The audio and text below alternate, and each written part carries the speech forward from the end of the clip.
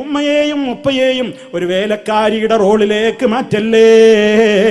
നമ്മൾ തിരക്കാണ്, അവർക്കിപ്പോൾ നല്ല ഒഴിവുള്ള കാലമാണ്, അതുകൊണ്ട് എൻ്റെ എല്ലാ കാര്യവും അവരാ ചെയ്തു തരേണ്ടത് എന്നിടത്തേക്ക് ഏതെങ്കിലും ഒരു മകനോ മകളോ ചിന്തിച്ചു പോയാൽ ഈ പ്രശ്നത്തിനൊരു തകരാറുണ്ടെന്ന് ഞാൻ നിങ്ങളെ ഓർമ്മപ്പെടുത്തട്ടെ.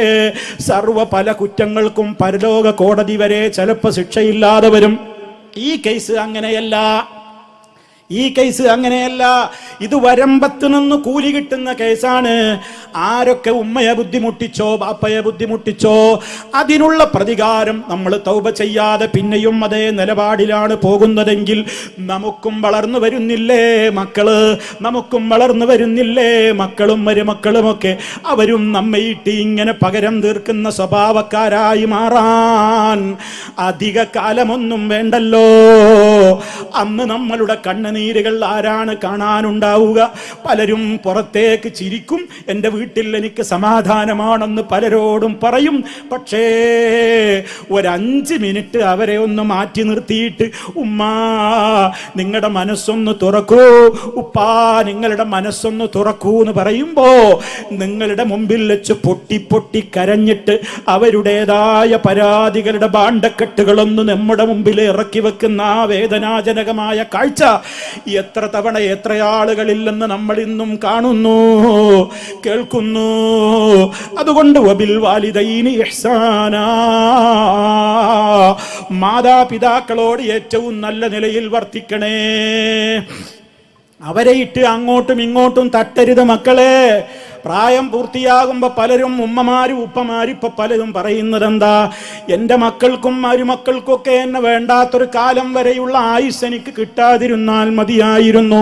അത് പറയുന്ന പലരോടും നമ്മൾ പറയും, അങ്ങനെ പറയല്ല ഉമ്മ, അങ്ങനെ ചിന്തിക്കല്ല ഉപ്പ, ദുആ ചെയ്യ്, നമ്മുടെ മക്കൾക്ക് നല്ല മനസ്സ് വരും. അങ്ങനെയൊന്നും നിങ്ങൾ ചിന്തിക്കല്ലേ. എന്തേ അവർക്കുള്ള നടുക്കം എന്താണെന്നോ അവരും പലതും കാണുകയാണ്. പ്രായമായി കഴിയുമ്പോൾ പിന്നെ എല്ലാ മക്കൾക്കും തിരക്കായി, പിന്നെ ഉമ്മാനെ ആര് നോക്കും ഉപ്പാനെ ആര് നോക്കുന്ന നറുക്കെടുക്കുകയാണ്. എൻ്റെ മാത്രം ബാപ്പയെന്നല്ലല്ലോ, എൻ്റെ മാത്രം ഉമ്മയെന്നല്ലല്ലോ, 6 മാസം നീ കൊണ്ടുപോയി നോക്ക്. ഈ ഉമ്മ കാരണം, ഈ ഉപ്പാനെ ഞാൻ നോക്കുന്നത് കാരണം നിങ്ങളൊക്കെ കശ്മീരിലേക്കും പലയിടങ്ങളിലേക്കും നിങ്ങളൊക്കെ ഇഷ്ടം പോലെ ഉദ്ദേശിക്കുമ്പോഴൊക്കെ ടൂറ് പോകുന്നു. പക്ഷേ ഈ തള്ളയെയും തന്തയെയും ഞാൻ മാത്രം നോക്കുന്നു എന്നതുകൊണ്ട് ജീവിതത്തിൽ എനിക്കോ എൻ്റെ ഭാര്യക്കോ ഒരു ടൂറ് പോകാൻ പോലും സാധിക്കാതെ ഞങ്ങൾ നരകിക്കുകയല്ലേ എന്നൊക്കെ പറയുന്ന അടക്കം പറച്ചിലുകൾ ഈ ഉമ്മയും ഉപ്പയും കേൾക്കേണ്ടി വന്നാൽ ആ കണ്ണുനീര് വീഴുന്ന പുല്ലിൽ പോലും തീ പടർന്ന് പിടിക്കൂലേ. ആരൊക്കെ മക്കൾ, എത്ര മക്കൾ ഉമ്മാക്കുണ്ടാവട്ടെ ഉപ്പാക്കുണ്ടാവട്ടെ, അവരും നോക്കണ്ടേ എന്ന് പറഞ്ഞ് തർക്കിക്കുന്നതിന് പകരം എനിക്കെൻ്റെ ഉമ്മാനെ നോക്കാൻ അവസരം കിട്ടിയോ ഞാൻ ഭാഗ്യവാനാണെന്ന് കരുതണം.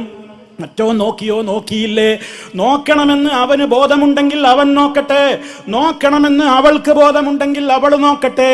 ഇപ്പൊ എനിക്ക് കിട്ടിയ അവസരമാണ്, അത് ഞാൻ വിട്ടുകൊടുക്കൂല എന്ന ഈമാനികമായ പരലോക ബോധത്തോടെ നിങ്ങൾ വളർത്തുന്നു എങ്കിൽ സ്വർഗമല്ലേ, ആ തൃപ്തിയിലല്ലേ തഹജ്ജുദിന് എഴുന്നേറ്റ് വിറയാർന്ന കൈകളോടുകൂടി ഉമ്മ ദുആ ചെയ്യുന്നു, എൻ്റെ മോന് വേണ്ടി, എൻ്റെ മക്കൾക്ക് വേണ്ടി എന്ന് പറഞ്ഞ് പിതാക്കൾ ദുആ ചെയ്യുമ്പോൾ ആ ദുആയുടെയൊക്കെ പ്രിയമുള്ളവരെ അർത്ഥങ്ങളും വിലയുമൊക്കെ അവർ മരിച്ച് മണ്ണടിഞ്ഞ് ഖബറിലേക്ക് പോകുമ്പോൾ നമുക്ക് വേണ്ടി ഇന്ന് ഉയർത്താൻ വിറയാർന്ന കൈകളില്ലല്ലോ എന്ന വേദന അത് നഷ്ടപ്പെട്ട മക്കൾക്കേ അറിയൂ എന്ന് നിങ്ങൾ ചിന്തിക്കണം.